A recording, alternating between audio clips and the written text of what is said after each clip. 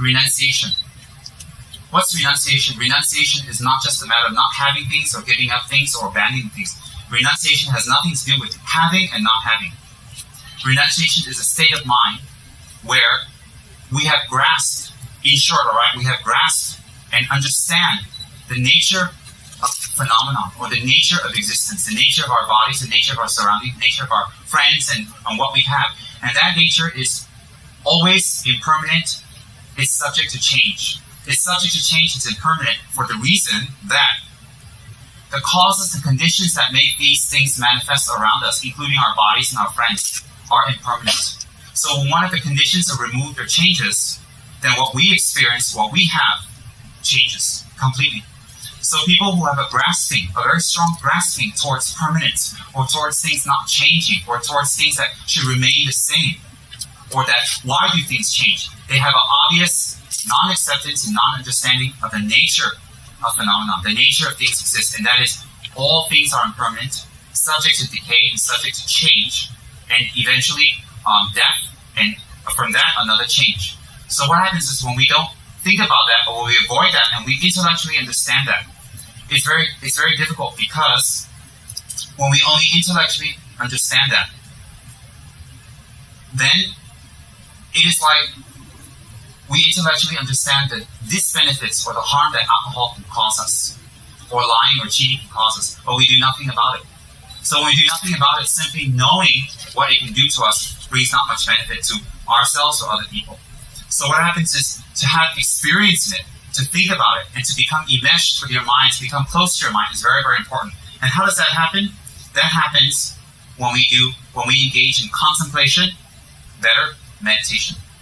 And meditation doesn't have to be in an exotic room, exotic place, or exotic scenery. It could be on your sofa at home. It could be in your bedroom, sitting up. It could be anywhere, meditation. What is meditation? Meditation is familiarizing yourself with a certain truth that is based on logic. And when we familiarize ourselves with a certain truth that is based on logic, what happens is, as we familiarize ourselves, when we get used to it, we see our mind change. We see our mind become detached. We see our mind starts to renounce. When our mind renounces or detaches, it is not we don't care about the people we love. It is not we abandon our responsibilities. It is not we become ordained people. It is not we become yogis and yoginis. It is not that we completely let go of what we're supposed to do. The state of renunciation has nothing to do with the physical letting go. It has nothing to do with the physical abandonment of what we're supposed to do. Renunciation is the realization and complete attainment that we will not be affected when things change. And when things change, we accept it. Easier said than done. When it's accepted and it's understood, and it becomes a part of our lives, when our bodies start to decay, when we start to become old, when our hair changes color, when we become sick, when we lose our vibrancy, when we lose our husband or wives, when we lose our friends, if we lose our money, if we lose what we're used to or we're comfortable with, if we're used to praise, whatever it is that we're used to and we're comfortable with, when we lose that, of course it makes us sad, but it doesn't devastate us, it doesn't destroy us, and it doesn't make us do things that would make it even worse than it already is. In fact, when negative things happen to us, we're able to turn that around and make it into something positive. And I'm not just talking about a motivational talk where you make things positive. I mean, you really make something positive. Totally positive. Example, the High Lamas of Tibet. I mean, really the attained Lamas and the attained people. It isn't just Lamas who are attained. There were a lot of attained men and women. When Tibet was lost, everything was taken away. Their identity, their names, their family were killed off. They're completely taken away. Even their climate, they had to go to subcontinent India. Their culture, their language was completely abolished. And everything having to do with Tibetan uniqueness is not allowed. Everything having to do with Tibetan culture and Tibetan writing and reading and arts and crafts and knowledge and scholarship and Buddhism, anything having to do with that was completely abolished. And what happened was that people in Tibet who didn't come to the realization of impermanence and change, they suffered tremendously. Suicide, or they even retaliated, they fought back, which was futile. But the people who were highly attained, for example, His Holiness the Dalai Lama, or His Holiness Kajik Chujan Rinpoche, or His Holiness Kajik Song Rinpoche, or His Holiness Kajik Lingdo Chang. These great masters, His Holiness the Great Karmapa, who actually knew and left early, His Holiness the Great Sakya Chinzin, and Mindrele Rinpoche, His Eminence, and all these great lamas, they were very sad, and they were very, very distraught, and they did many prayers to stop it. But you see, it doesn't stop them from carrying on and doing even better work. And as His Holiness says, is that Tibet's loss is the world's gain. And in what way? That not that the Tibetans have something wonderful to offer, but the science of the mind that they have preserved for 1,000 years in their country is a tremendous benefit to the world. Because the science of the mind that the Tibetans have kept and very well was passed down by Indian great masters, and they were passed down from the great Siddhas, Mahasiddhas, yogis and yoginis, and the great ordained masters, the Panditas of India, which originally came from the Arhats, and those came from the great Lord Buddha himself. So that is spread out into the world due to this exodus, and that has brought tremendous, tremendous benefit to many, many people.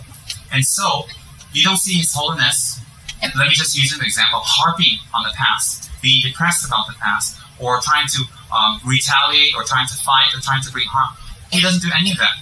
In fact, he is sad, and he wishes it was different, but he tries to do something about it, but he accepts. And at the same time, instead of sitting around and being depressed and moaning and groaning and waiting for social security or welfare or someone to give a helping hand, what His Holiness does is he spreads his message all over the world.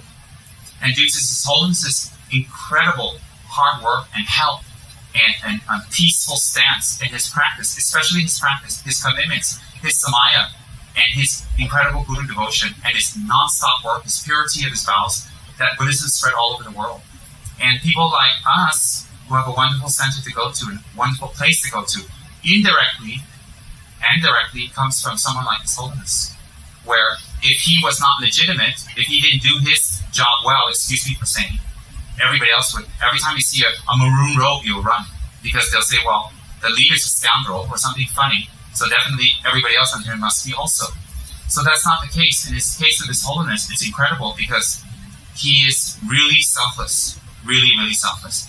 And because of his selfless work, we have a wonderful place in order to learn the Dharma, to transform our minds. None of you are Tibetans here, and none of you need to be devoted to His Holiness in any way, shape, or form. But we have total respect for a pure monk. We have total respect for a monk who's held his vows for 40, 50, 60 years non-stop, and who's tirelessly worked for others. We have that great respect. Like we have great respect for Mother Teresa, who's held her vows and selflessly helped people throughout her life until her nirvana. And so what happens is these kind of people we respect tremendously, and when we invoke upon them, and we think about them, and we make offerings and we pray, it brings us blessings. It opens up seeds in our minds. It also calms us down. It inspires us and also gives us direction, somewhere to look, something to do. In any case, like His Holiness, who's unattached, who's definitely renounced. I don't say this because he's a great monk. You can see by his actions. His position, everything about him was taken away, but it doesn't harm him. But he still continues to benefit and help and bring tremendous relief to other people. Just like many lamas, like His Holiness Kajik Chujan Rinpoche, His Holiness Kajik Song Rinpoche, non-stop they bring benefit to others, non-stop, tirelessly, life after life after life after life. So we can see they are definitely renounced by their actions because they don't do anything really towards the betterment of themselves, but they spend their time in study, in practice, and meditation in order they can be a benefit to others. And some of them do not even need to do that. They have very strong previous life imprints, but they do so, why? In order to set an example, no exceptions. Especially within the Gelugpa system, the virtuous way started by Lama Tsongkhapa, especially within the Gelugpa system, having verification, authenticity, and being able to have a lineage is extremely important, as I mentioned before. Why is that? Because in the Gelugpa lineage, Lama Tsongkhapa stressed pure lineage, and pure means what? Pure doesn't mean his lineage is pure, everybody else is not pure. It means that whatever lineage you are practicing, it must be you receive this teaching from your Guru, you've received the empowerment, you've received the transmissions, and you've done the retreats or whatever and the contemplations in order to be able to speak it to others. So pure lineage doesn't mean one lineage is pure. Pure lineage doesn't mean only this or that lineage is pure. It has nothing to do with that. Pure lineage means that you have received the transmissions purely, that you have practiced, and therefore it becomes a pure lineage. And you must be able to say where you get this information from, where it comes from, when you receive it from your Lama. It's very, very important. Why? We constantly go in front of people and say, well, I say you should do it this way. I think you should do it this way. It should be this way, that way. Why? Who am I? Who am I? I'm like you, unattained, a normal person, hanging out in samsara. So if I start making up things, then it's not going to help you because you can make up things also. So what's very, very important is having authenticity. When we have authenticity, even a normal, silly person like me can transmit the Dharma to other people. Why? I may be silly, but the information that I pass to you is not. It comes from highly attained masters. You see, I'm not ashamed of being normal and silly and having all the traits that everybody else on this planet has. But what I am very rejoiceful about, what I'm very happy is that I received pure lineage, pure teachings from unequivocal masters, the last of this century. And I'm very, very fortunate. And I come from a very wonderful monastery that is authentic, that is incredibly, incredibly beneficial, and it's been existing for 600 years. So in that way, when we practice renunciation, when we have renunciation, it is not a matter of, you say to your wife, bye, I'm renounced. I don't need to take care of you anymore. I don't need to give you a back rub. I don't need to pay your bills. You work for yourself because if I work, then I'm not renounced, so I'm renounced now. And then the wives don't say to the husband, well, you know what? I think I'm going to go out there and be unattached too. And not take care of the kids, not take care of themselves, and just let it all go. That's not renunciation. And then some people use renunciation very conveniently. Very, very conveniently. I've seen some people, no offense to some people, when it's to buy a car, or nice clothes, or jewelry, or a night out, or something like, some perfume, they're very, very renounced. They're not attached to money at all. They immediately buy it, they grab it, they use it, they put it on, the new clothes, new car, everything. They try, not attached to money at all. It's incredible how unattached I fold my hands. And or when they go out, they're very unattached to time, no attachment at all. They can hang out at some party, some friend's house, have pizza, have some baku day, whatever, and just talk for 6-7 hours about the neighbors, about everybody. And they're very excited. If you say to anybody, okay, almost everybody in this room, hey, let's go for a drink, yam chai. Everybody go, everybody run. But if you say, hey, let's go there, do some prostration, say, oh, I know time wants. Tomorrow I have to work, I have to go to sleep, I have kids, everybody has kids, everybody has to go to work. But if you say go yam chai, you say go out, of course everybody has plenty of time because they're not attached. And then when it comes to spending for their spiritual practice, they're very unattached. Very, very unattached to. Unattached to what?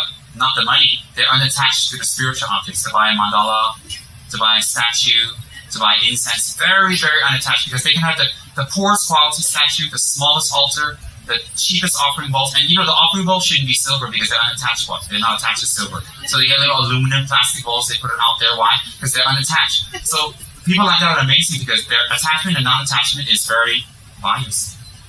And of course, for a lot of these fellows out there, they're very, very unattached when it comes to very beautiful women. When women are very, very beautiful, they're very unattached. Just come on and see me. If the women are not up to their standard, whatever standard that is, right? They're very unattached to tell them, no, I don't think I can be with you because I'm renounced. So, you've heard that. And women these days are like that too. Women are just the same as men. There's no difference. All jokes aside, attachment is not wanting or having. It's not a matter of having or not having. Attachment is what? Attachment is holding on to permanency. Holding on to thinking things must remain this way in order for me to be happy. And to remove that, if we think about it, every time something changes in our lives, how much suffering and unhappiness is it bringing us? How much suffering and unhappiness it brings to our life? Like some people, if they lose a job, they become very depressed, they become very angry, and they want people to take care of them, and they retaliate, and they don't want to get themselves up again. Yeah, it's difficult, but it's not the end of the world. And there are people who, or if someone says something not nice to them, they throw a big BF, they're not happy, and they want to retaliate, they want to fight, they want to do something to show that they're unhappy. And these type of people, no matter what they say, actually the attachment level is very, very high. Very, very high. So attachment, not people. Attachment, not things around us, material items. Not situation, not age, not anything. But attachment to these items and holding on to permanency brings incredible unhappiness to us. Incredible. For some of us in this room, they're thinking, what is he talking about? It doesn't matter. Even what I'm talking about, if you don't totally understand, it's all right, because it's the teachings of Lord Buddha. It's the teachings. And I received these teachings of the Three Principal Path from His Holiness Kachasarnaji. So my lineage of that comes from His Holiness. And by saying that, and by repeating that to you, I hope to plant seeds in your mind, as His Holiness has done with us, that in the future, the realization of the Three Principal Paths may arise in your mind.